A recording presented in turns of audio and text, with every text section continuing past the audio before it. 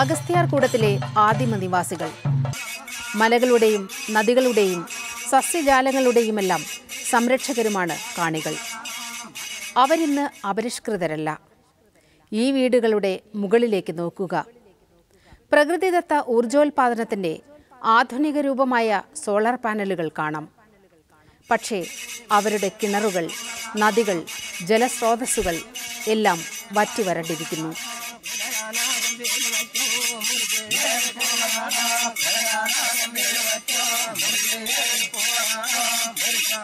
നമ്മൾ ഒരു 5 കാലം എടുക്കും. റസ് കഴിയുമ്പോൾ നമുക്ക് പിന്നെ വെള്ളമില്ല. പിന്നെ എന്തായാലും നമ്മളിവിടെ വന്നാണ് നമ്മൾ റസ്സുകളെല്ലാം കൊണ്ടുവന്ന് 3 വന്ന് കഴിയണം. ഈ ഭൂമി എന്തുകൊണ്ടിങ്ങനെ വരണ്ടുണങ്ങി? കാരണം ഈ അൽകൃഷി ഇവിടെ നിൽക്കുന്നതുകൊണ്ടാണ് വെള്ളക്ഷാമവും ആസ്മേര അസുഖവും ബാക്കി എല്ലാ അസുഖങ്ങളും ഉണ്ടാക്കണ ഈ ഒരു സാധനമാണ്. ഈ വെള്ളക്ഷാമം എങ്ങനെ പണ്ടൊക്കെ ഉണ്ടായിരുന്നില്ലേ? പണ്ട് ഒരു കുഴപ്പമില്ലായിരുന്നു. നമ്മളെ കൊച്ചുനാളിലൊന്നും ഈ വെള്ളക്ഷാമം എന്ന് പറയുന്ന ഏർപ്പാടേ ഇല്ലായിരുന്നു. ഇപ്പോഴാണ് ഈ വെള്ളക്ഷാമത്തിൻ്റെ ഇത് വന്നത്, ഈ പിന്നെ വൃക്ഷം കൊണ്ട് നട്ടതിന് ശേഷം. ഇതിനു മുമ്പൊന്നും നമുക്ക് നമുക്ക് അറിവില്ല ഇതുപോലെ ഇത്രയും ദൂരെ പോയി ഞങ്ങൾ പോയി വെള്ളം കൊണ്ടുവരണത്.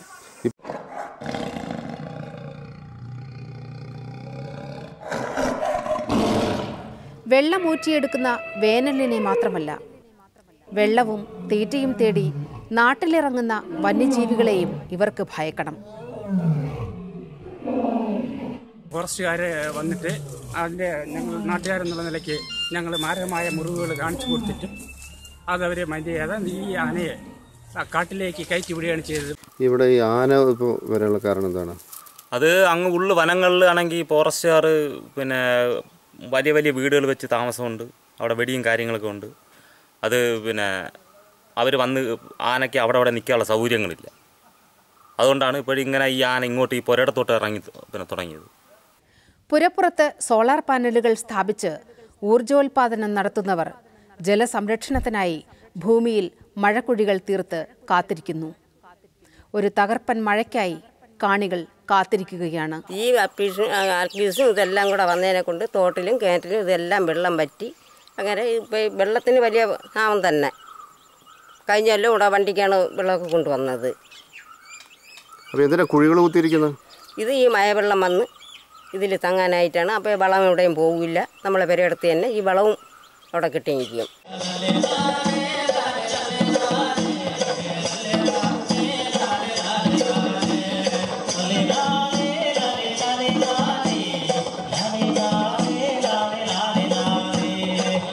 അട്ടപ്പാടി പ്രാചീന ഗോത്രവിഭാഗങ്ങളായ ഇരുളരുടെയും മുതുവരുടെയും കുറുമ്പരുടെയും ആവാസ കേന്ദ്രം. ഭവാനിപ്പുഴയാണ് അട്ടപ്പാടിയുടെ ജീവനാഡി. ഫലഭൂയിഷ്ടമായ തീരങ്ങളെല്ലാം കുടിയേറ്റക്കാർ എന്നേ കൈയടക്കി. ഗോത്രവർഗക്കാരാകട്ടെ സ്വന്തം മണ്ണിൽ ന്യൂനപക്ഷങ്ങളായി വരണ്ടുണങ്ങിയ മൊട്ടക്കുന്നുകളിലേക്ക് തള്ളിയകറ്റപ്പെട്ടു.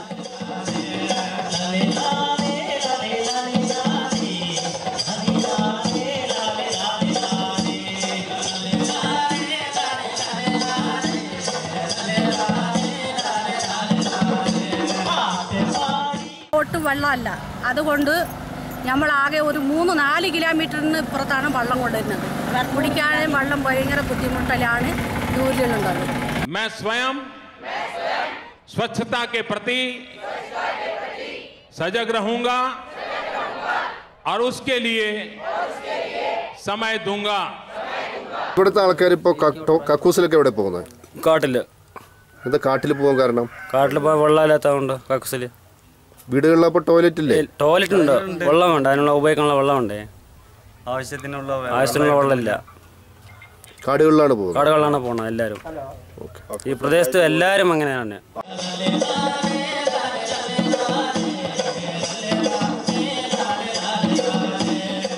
ആഗോളതാപനത്തിൽ മലനിരകൾ കരിഞ്ഞുണങ്ങുമ്പോൾ തളരാത്ത പോരാട്ട വീര്യത്തോടെ ചൂടിനെയും ചൂഷണത്തെയും അതിജീവിക്കുന്ന സ്ത്രീത്വത്തെ കാണണമെങ്കിൽ അട്ടപ്പാടിയിലെ ബോഡിച്ചാളയിലുള്ള ഈ ആട് ഗ്രാമത്തിൽ എത്തുക.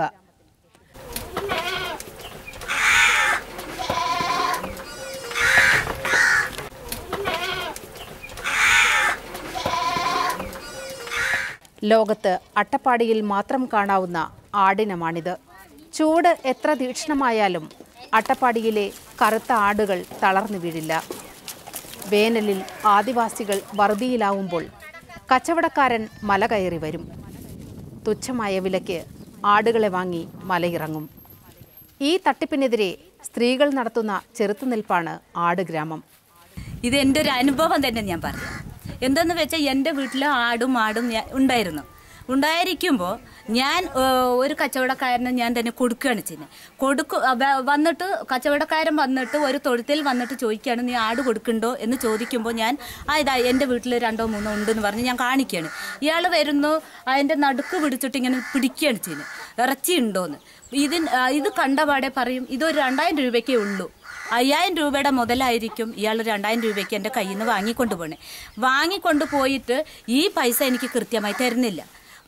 ആദ്യം അഡ്വാൻസ് ആയിട്ട് എൻ്റെ കയ്യിൽ തരുന്ന 500 1000 രൂപയാണ്. അപ്പം ഇത് വിറ്റിട്ട് വേണം എനിക്ക് ഈ കാശ് കൊണ്ടുതരാൻ. എന്നിട്ട് എൻ്റെ ഒരു അനുഭവം എന്ന് പറയുന്നത്, ഞാൻ എൻ്റെ ആങ്ങളുടെ ആടൊരു 10 എണ്ണം ഞങ്ങൾ ഒരുമിച്ച് കൊടുത്തതിൽ 30,000 രൂപ കച്ചവടക്കാരൻ്റെ കയ്യിൽ തന്നെ നിൽക്കുകയാണ് കൊണ്ടുതരാമെന്ന് പറഞ്ഞിട്ട്. ശനിയാഴ്ച വൈകുന്നേരം വെള്ളിയാഴ്ച വന്ന ആടിനെ തൊഴുത്തിൽ നിന്ന് കൊണ്ടുപോയാൽ ശനിയാഴ്ച വൈകുന്നേരം പൈസ എത്തിക്കാമെന്ന് പറഞ്ഞിട്ടാണ് ഇവന്മാർ വന്നിട്ട് ആട് കൊണ്ടുവന്നത്. ഈ പൈസ വെച്ചിട്ട് ഇവർ അടുത്ത ആഴ്ച ഒന്ന് റൊട്ടേഷൻ ചെയ്ത് ഇവരുടെ ബിസിനസ് നടത്തി പോവുകയാണ് ചെയ്യുന്നത്. നമ്മൾ ഇതിൻ്റെ പുറകെ ഞാനൊരു 4 ആഴ്ച ഈ ഏവേരിയെ തപ്പിയിട്ട് ഞാൻ ചന്തയിൽ പോയി, എൻ്റെ കൊച്ചിനെയും കൊണ്ടിട്ട് ഞാൻ എൻ്റെ ചന്തയിൽ പോയി, എൻ്റെ പൈസ താന്ന് പറഞ്ഞിട്ട്. ഇന്ന് ഞങ്ങൾക്ക് സന്തോഷമേ ഉള്ളൂ. എന്താന്ന് വെച്ചാൽ ഞങ്ങളുടെ ആടിനെ അവർ കൊണ്ടുപോയി ഞങ്ങളെ കബളിപ്പിച്ചതിൻ്റെ ഇരട്ടി പൈസ ഞങ്ങളുടെ ഇവിടെ നിന്ന് വന്നിട്ട് ഞങ്ങൾ തൂക്കിക്കഴിഞ്ഞാൽ ഞങ്ങളുടെ അക്കൗണ്ടിലേക്ക് പൈസ വരുന്നുണ്ട്.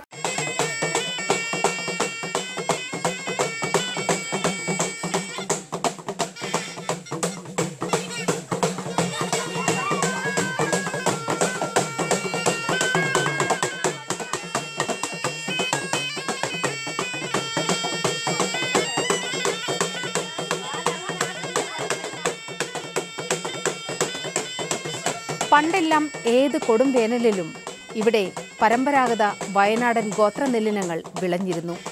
ലാഭാസക്തി പഴമയുടെ നന്മകളെ കൈവിട്ടു. നവീന വിത്തിനങ്ങൾ പരീക്ഷിച്ചവർക്ക് ആദ്യമൊക്കെ വൻ ലാഭമുണ്ടായി. കീടനാശിനികൾ വാരിവിതറി ഭൂമിയുടെ സ്വാഭാവിക പ്രതിരോധശേഷി ഇല്ലാതായതോടെ വയനാടൻ പാടശേഖരങ്ങൾ ഊഷരഭൂമിയായി മാറി.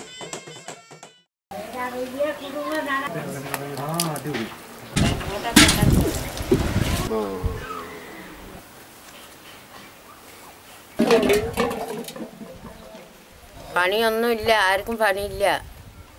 എന്താ പണിയില്ലാത്ത? പണിക്ക് വിളിക്കണ്ട ആരെങ്കിലും. എന്തായാലും പണിക്ക് വിളിക്കാത്ത? അവരും പണി ഉണ്ടെങ്കിലല്ലേ വിളിക്കുള്ളൂ.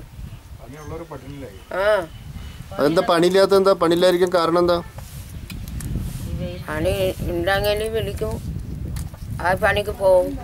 പണി ഇല്ലെങ്കിൽ ഇവിടെ വീട്ടിൽ തന്നെ. പ്രതിരോധത്തിന്റെ സാധ്യതകൾ തേടി കർഷകരിപ്പോൾ കുറിച്ചരുടെയും പണിയരുടെയും വിത്തുപുരകളിലേക്ക് ഒഴുകിയെത്തുകയാണ്.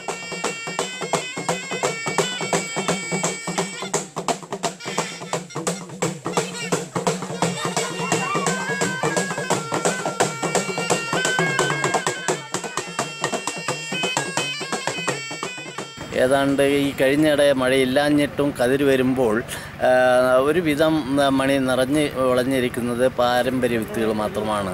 ഈൽഡ് വെറൈറ്റികളൊക്കെ മണികൾ ഈ കന്നി എന്താ പറയുക തുലാവർഷം ഇല്ലാത്തതുകൊണ്ട് വേണ്ടത്ര ക്വാണ്ടിറ്റിയും ക്വാളിറ്റിയും ഉണ്ടാകാൻ സാധിച്ചിട്ടില്ല. കാരണം പാരമ്പര്യ വിത്തുകളാവുമ്പോൾ ഏതാണ്ട് ഒരുവിധം പിടിച്ചു നിൽക്കാനും വിളവ് തരാനുള്ള കഴിവ് പ്രതിരോധ ശേഷി അതിനുണ്ട്. നമ്മുടെ നാട്ടിൽ ഒരുപാട് ഡൈവേഴ്സിറ്റി ഉണ്ടായിരുന്നു, നെല്ലിൻ്റെ ഒരുപാട് തരങ്ങളും ഉണ്ടായിരുന്നു. അതെല്ലാം നമ്മുടെ കർഷകർ അതാത് കാലാവസ്ഥകൾക്കും അതാത് പ്രദേശത്തിനും വേണ്ടി വികസിപ്പിച്ചെടുത്തതാണ്, അല്ലെങ്കിൽ തിരഞ്ഞെടുത്തതാണ്. ഇപ്പോൾ ഒരു ഉദാഹരണം പറയുകയാണെങ്കിൽ നമ്മുടെ പറമ്പുവട്ടൻ എന്ന് പറയുന്ന ഒരു നാടൻ വിത്ത്, അത് ഭയങ്കരമായിട്ട് അതിനെ വരൾച്ചയെ അതിജീവിക്കാൻ കഴിവുള്ള ഒരു വിത്താണ്. വയനാടൻ മലകൾ കയറി വടക്കോട്ട് നീങ്ങാം. കർണാടകത്തിലെ ചാംരാജ് നഗർ, തമിഴ്നാട്ടിലെ ഈറോഡ് ജില്ലകളിലായി തല ഉയർത്തി നിൽക്കുന്ന BR ഹിൽസ്. ദക്ഷിണേന്ത്യൻ വനങ്ങളിൽ പരിവർത്തന കൃഷിക്ക് തുടക്കമിട്ട സോളിക ഗോത്രവർഗക്കാരുടെ ആവാസ കേന്ദ്രം.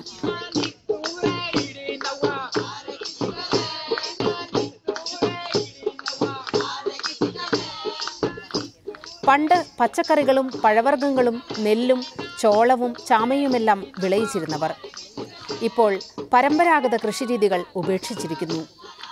ആഗോളതാപനം ഉൾവനങ്ങളിലെ ജലസംഭരണികൾ വറ്റിച്ചതോടെ വെള്ളവും തീറ്റയും തേടി വന്യജീവികൾ സോളികകളുടെ ഗ്രാമങ്ങളിലെത്തി. അവ കൂട്ടത്തോടെ കൃഷി നശിപ്പിച്ചു.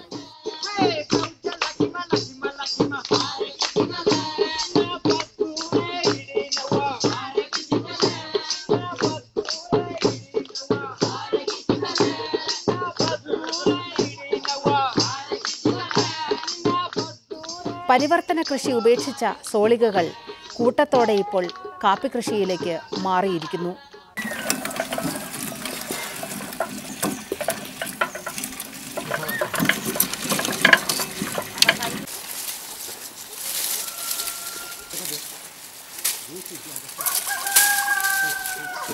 കാപ്പി ഇന്ന് അതിജീവനത്തിന്റെ പ്രതിരോധത്തിന്റെ ಆಯುಧമാണ്. ಕಾಪಿಲ್ಲ ಏನಕ್ಕೆ ಅದೆಲ್ಲ ಬಿಟ್ಬಿಟ್ಟು ಇದು ಮಾಡ್ತಾ ಇದ್ದೀರಾ? ಹಂದಿ ಆನೆ ಅದು ಅದು ನುಣ್ಣಗೆ ತಿಂದಿರೋದು, ಅದಕ್ಕೆ ಅದ ಬಿಟ್ಟು ಇದಾಕಿರು ಬೆಳೆಯೋದು. ಇದು ಹಾಕೋದ್ಮೇಲೆ ಆನೆಗೆ ಬರ್ತವೆ, ಅದು ಎಲ್ಲಿ ಐತರು. Traditionally they got used with multi-cropping system in such a way that they mix millets, pulses, vegetables, greens, but over time they get more and more problems with wild boar and sometimes elephants in such a way that they come and destroy the crop. So they more and more they are losing their crop, and they were thinking some alternative, and there landed up the coffee. So coffee is not preferred crop for wild boar or an elephant. So even though elephant walk through it, it don't damage the crop. Maybe it will break some of the coffee plants. Also they get cash out of coffee beans which have been sold. So by using that money they feel that they can get their food material like rice, millets and various other vegetables, pulses.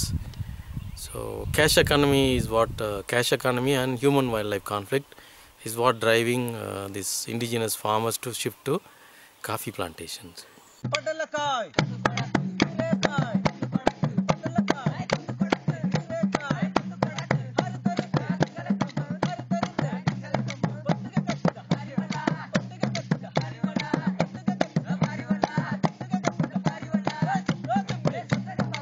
BR ഹിൽസിന് തൊട്ടപ്പുറത്താണ് ദക്ഷിണേന്ത്യൻ സുഗന്ധവ്യഞ്ജനങ്ങളുടെ വിളഭൂമി എന്നറിയപ്പെടുന്ന കുടക് മലനിരകൾ.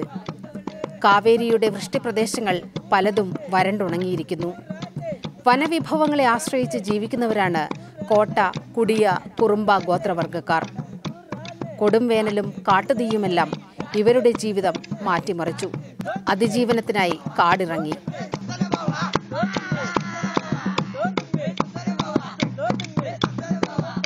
കുടകിന് ഭീഷണി കൊടുംവേനലാണ്.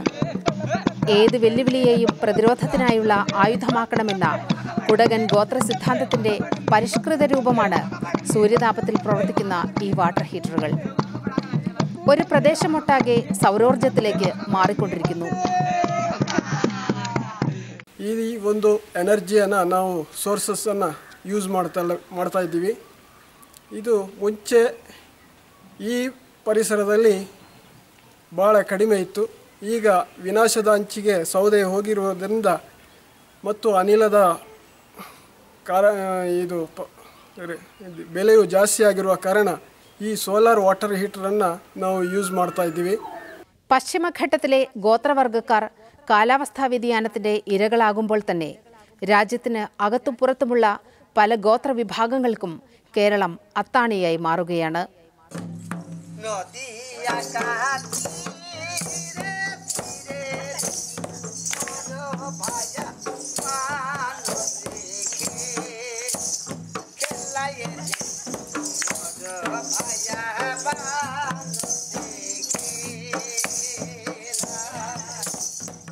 പശ്ചിമ ബംഗാളിൽ India Bangladesh അതിർത്തിയിൽ 10,000-ഓളം ചതുരശ്ര kilometre വിസ്തൃതിയിൽ നീണ്ടു പരന്നു കിടക്കുന്ന സുന്ദർബൻ ലോകത്തെ ഏറ്റവും വലിയ കണ്ടൽ വനമേഖലയാണ്. കാലാവസ്ഥാ വ്യതിയാനമാണ് സുന്ദർബൻ നേരിടുന്ന ഏറ്റവും വലിയ ഭീഷണി. കടൽ വെള്ളം കയറിയതിനെ തുടർന്ന് 18,000 ഹെക്ടർ ഭൂമി കൃഷിയോഗ്യമല്ലാതായി. കണ്ടൽ വനങ്ങൾ നശിച്ചതോടെ നാട്ടിലിറങ്ങിയ കടുവകൾ കൊന്നുതിന്നത് മനുഷ്യരെയാണ്. ഇവിടെ ദേവുൽബാടി എന്നൊരു ഗ്രാമമുണ്ട്. ലോകത്തെ ഏറ്റവും വലിയ വിധവാ ഗ്രാമമാണിത്. പലപ്പോഴായി കടുവകൾ കൊന്നുതിന്ന സുന്ദർബനുകാരുടെ ഭാര്യമാരാണിവർ.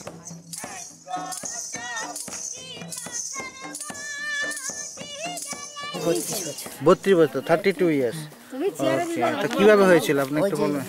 মধু আনতে গেছিল, মধু আনতে হানিবি তো ইয়ে করতে গেছিল। আচ্ছা, ওখানে ছাড়িয়ে আনি। আচ্ছা, নিয়ে আসেনি। കൃഷി നശിച്ചതോടെ സാന്താൾ, മാൻഡാസ് തുടങ്ങിയ ഗോത്രവിഭാഗങ്ങളിലെ പുരുഷന്മാർ തൊഴിൽ തേടി മറ്റിടങ്ങളിലേക്ക് പലായനം ചെയ്തു. സുന്ദർബനിൽ നിന്ന് കഴിഞ്ഞ ഒരു പതിറ്റാണ്ടിനിടയിൽ 100,000-ഓളം പേരാണ് കേരളത്തിലേക്ക് മാത്രം കുടിയേറിയത്. এই কাছে কাজ কুছ নেই, না কাজ হয় না, গরিব মানুষ পেটে দায় বাইরে যেতে হয়েছে। আচ্ছা, কত সময় কাজ করতে हो था? 8 घंटा। 8 घंटा। কত টাকা মিলতে এক দিন में? 300, 350, 400।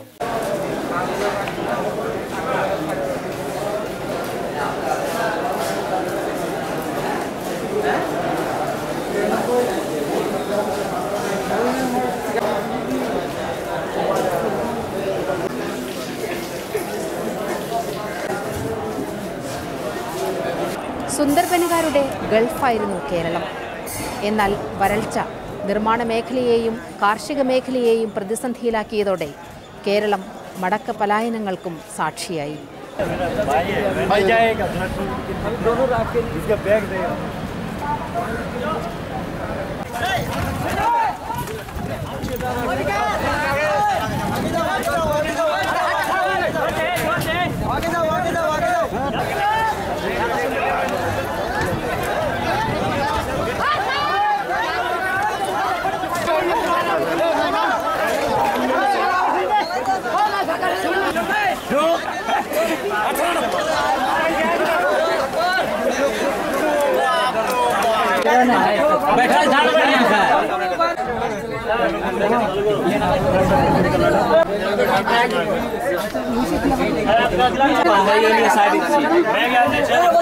കടൽവെള്ളം കയറിയത് മൂലം കേരളത്തിൽ തൊഴിൽ തേടിയെത്തിയവർ ഇവിടുത്തെ ജലക്ഷാമം മൂലം നാട്ടിലേക്ക് മടങ്ങുന്നു.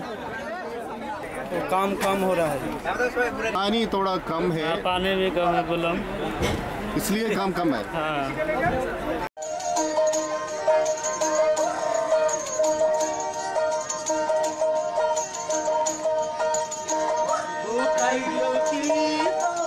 കേരളത്തിൽ നിന്ന് മടങ്ങിയെത്തുന്ന ഗോത്രവർഗ്ഗക്കാരുടെ തിരിച്ചുവരവ് വെറും കൈയോടെയല്ല. ഡാർജിലിംഗിലെ ബാൾഗോട്ട് ഗ്രാമത്തിലേക്ക് പോകാം. ഷെർപ്പാസ് ഗോത്രവർഗ്ഗക്കാർ തിങ്ങിപ്പാർക്കുന്ന ഗ്രാമം. ഗ്രാമത്തിൽ ഒരു കേരള പൊറോട്ടക്കട കാണാം. കൃഷ്ണ എന്ന പഴയ അന്യസംസ്ഥാന തൊഴിലാളിയുടെ പൊറോട്ടക്കട.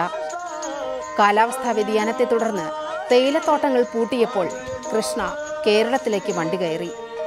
2 വർഷക്കാലം കൊല്ലത്തെ ഒരു പൊറോട്ടക്കടയിൽ തൊഴിലെടുത്തു. ബാൾഗോട്ടിൽ മടങ്ങിയെത്തിയ കൃഷ്ണ ഭൂട്ടാൻ സിലിഗുരി പാതയോരത്ത് ആരംഭിച്ച കേരള പൊറോട്ടക്കട ഇന്ന് തിരക്കേറിയ ഒരു നാടൻ ഭക്ഷണശാലയാണ്. ഇവിടെ മനുഷ്യർ മാത്രമല്ല ഭക്ഷണ വിഭവങ്ങളും കുടിയേറുന്നു. केरला परोठा कैसे? अच्छा है क्योंकि बंगाल का परोठा से दूसरा क्वालिटी है ना, इसलिए।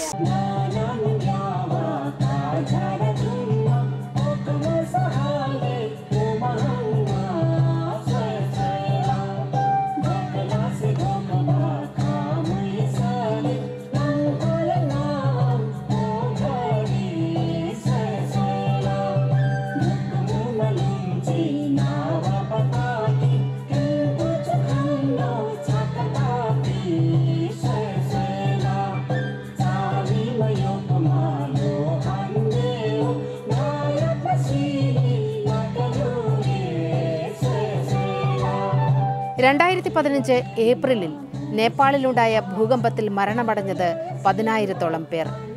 ഭൂകമ്പാനന്തര നേപ്പാളിൽ നിന്നുള്ള കുടിയേറ്റങ്ങൾ തുടരുകയാണ്. ഏറ്റവും പിന്നോക്കം നിൽക്കുന്ന നേപ്പാളി ഗോത്രവർഗക്കാരുടെ ലക്ഷ്യസ്ഥാനങ്ങളിലൊന്ന് കേരളമാണ്.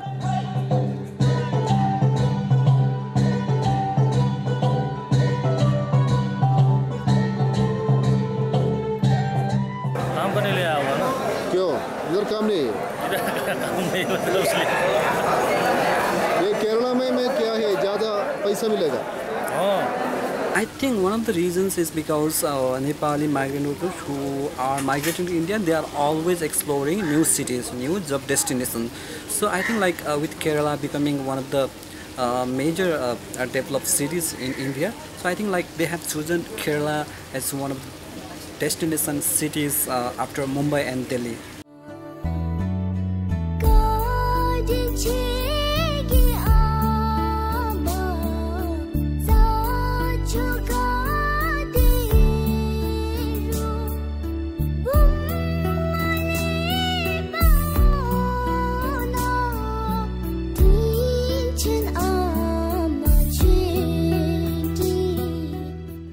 ഭൂട്ടാൻ ഉയർന്ന സന്തോഷ സൂചികയാണ് വളർച്ചയുടെ മാനദണ്ഡമെന്ന് വിശ്വസിക്കുന്ന ലോകത്തെ ഏക രാജ്യം.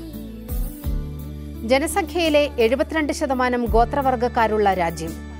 ആകെ ഭൂപ്രദേശത്തിന്റെ 60% വനമായിരിക്കണമെന്ന് നിയമനിർമ്മാണത്തിലൂടെ നിഷ്കർഷിച്ച ഏക രാജ്യം.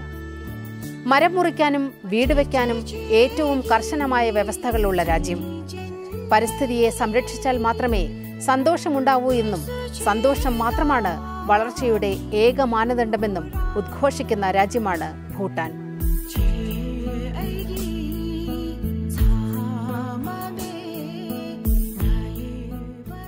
The awareness has been dawned in the entire world. It has come, definitely, but we need to bring it in a much faster and bigger way. കാലാവസ്ഥാ വ്യതിയാനത്തെ ഏറ്റവും ശക്തമായി പ്രതിരോധിക്കുന്ന രാജ്യമാക്കി ഭൂട്ടാനെ മാറ്റിയത് ഗോത്ര സംസ്കാരത്തിന്റെ കരുത്തും ഭാവനയുമാണ്. ഇതേ കരുത്തും ഭാവനയും എല്ലാ ഗോത്രവർഗങ്ങൾക്കും ഉണ്ട്. കാണികളുടെ മഴക്കുഴിയും ഇരുളരുടെ അട്ടപ്പാടി കറുത്ത ആടിനവും വയനാടൻ നെല്ലിനങ്ങളുമെല്ലാം അതിജീവനത്തിന്റെ പ്രതീകങ്ങളാണ്. വനം നശിച്ചാൽ, കാലവർഷം ചതിച്ചാൽ, പ്രളയത്തിൽ ഭൂമി വിണ്ടുകീറിയാൽ ദുരന്തങ്ങൾ ഏറ്റുവാങ്ങേണ്ടി വരുന്നതും ഭൂമിയുടെ ഈ യഥാർത്ഥ അവകാശികൾ തന്നെ.